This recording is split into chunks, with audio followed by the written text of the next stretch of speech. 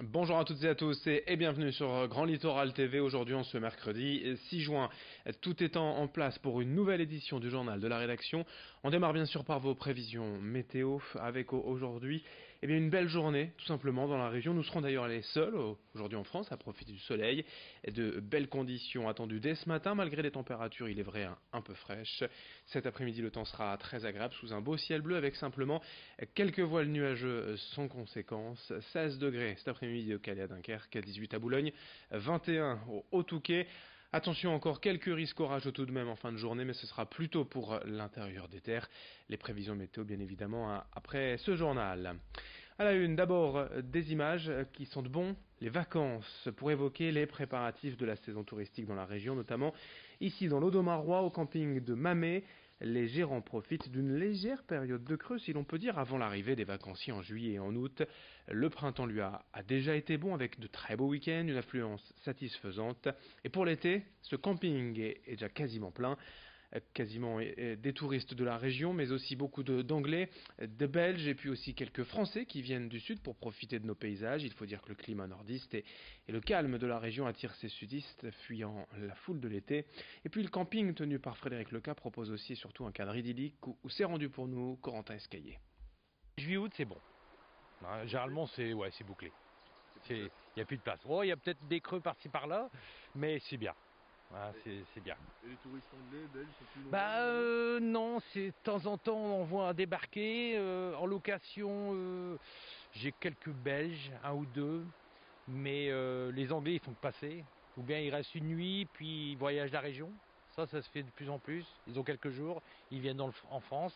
Les Belges aussi. Les Belges débarquent avec leur camping-car et ils voyagent. C'est bon, on peut pas se plaindre. Je veux dire, depuis 2008, on sait que depuis 2008, il faut ramer, il faut se battre. Mais non, se plaindre, c'est pas une solution.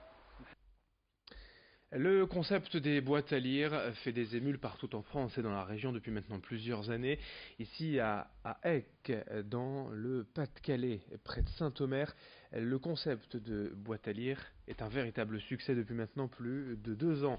Pour rappel, c'est cette boîte sur l'espace public dans laquelle on peut trouver un peu de lecture à n'importe quelle heure du jour ou de la nuit. En fait, tout le monde peut venir déposer ses anciens ouvrages et tout le monde peut venir les récupérer. Il est de bon ton de déposer ses livres que l'on a déjà lus, même si ce n'est pas une obligation. La maire d'Eck, Brigitte Mercier, aussi conseillère communautaire déléguée en charge de l'action culturelle à la CAPSO. En tout cas, on est très satisfait de ses administrés aussi. On l'écoute au micro de Corentin Escaillé. Je pense qu'ils sont satisfaits.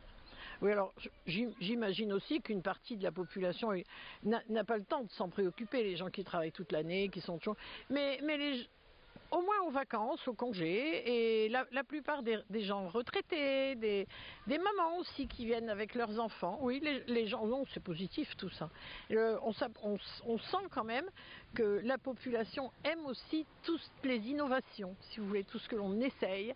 En général, évidemment, ça n'est jamais l'unanimité, mais il y a une offre très diversifiée et oui, il y a un retour positif, on peut le dire.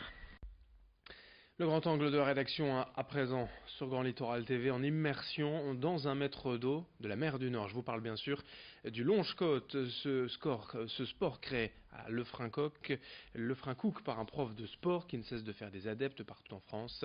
Lila Hervé-Gruyé et Alice Blanquet ont participé à une séance à Gravelines.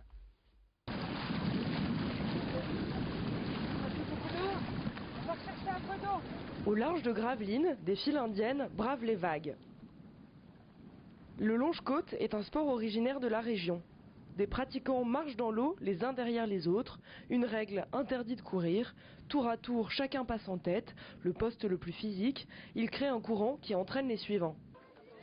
Ici, une quarantaine d'inscrits se retrouvent 2 fois par semaine, la marche dure 45 minutes. Tous en combinaison, ils doivent avoir de l'eau entre le nombril et le sternum pour un effort maximal. Vous comprendrez vite que Fabienne, si j'ai de l'eau au mon sternum, et ben ça n'ira pas pour elle, d'accord? Donc on essaye de faire des groupes de niveau parce que pour que tout le monde ait de l'eau au même endroit. Cette marche aquatique a été inventée par un entraîneur d'aviron à Lefrancouc. Elle se pratique avec ou sans pagaie. Allez, attention, hop! L'atout de ce sport, travailler l'ensemble du corps. Les cuisses, les hanches. Il va travailler aussi les épaules. Il n'y a pas de courbature parce que l'eau vous masse en même temps. Voilà. Donc on gaine, comme elle le disait, ça fait travailler tout le corps, on gaine. Et en plus, nous les femmes, on a des fois un peu de cellulite. Ça masse en même temps et du coup, voilà, on a des corps de rêve. Le longe-côte n'existe que depuis une dizaine d'années, mais il a de nombreux adeptes et même ses championnats. Je peux vous comparer au vélo, il y a le cyclotourisme, il y a le cyclisme. Et nous c'est ça, il y a les personnes qui font ça pour se détendre et juste pour découvrir et se faire du bien, parce qu'on est dans l'eau salée, on prend un grand bol d'air, et il y a une ambiance chaleureuse, donc ça fait de la détente. Et à côté de ça, on a des personnes qui préfèrent se mesurer aux autres. Pour tous les niveaux donc et tous les âges, le sport est majoritairement pratiqué par des femmes. Virginie, marseillaise, a profité de son séjour à Gravelines pour se lancer. Alors ce baptême, génial. Je me suis vraiment régalée. Beaucoup d'a priori sur le fait que l'eau était très très froide. Bon, avec la combi ça va, en fait on est très bien dans l'eau. Beaucoup d'a priori aussi sur le fait que ça puisse faire mal aux jambes, qu'on puisse être très fatigué, mais en fait il y a des moments de récupération et c'est vraiment agréable, il y a une bonne ambiance et ça détend vraiment beaucoup et donc ça fait un bien fou en fait.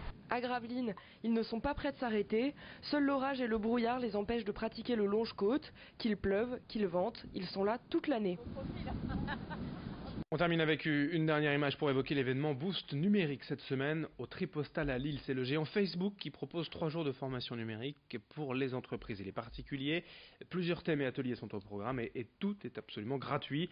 Après avoir consacré sa première journée hier aux entreprises, TPE et PME surtout, Facebook s'adressera aujourd'hui aux demandeurs d'emploi ou comment tirer parti du numérique pour trouver du travail. Les familles et les enjeux d'Internet sont également au programme cet après-midi. Les femmes entrepreneurs auront également leurs propres ateliers demain. De quoi accélérer ses compétences digitales, que l'on soit salarié ou chef d'entreprise. Boost numérique avec Facebook, c'est gratuit, c'est à Lille, au Tripostal aujourd'hui. Et demain, fin de cette édition sur Grand Littoral TV. Dans un instant à suivre vos prévisions météo. Merci d'être en notre compagnie. A tout de suite et très belle journée en notre compagnie bien évidemment.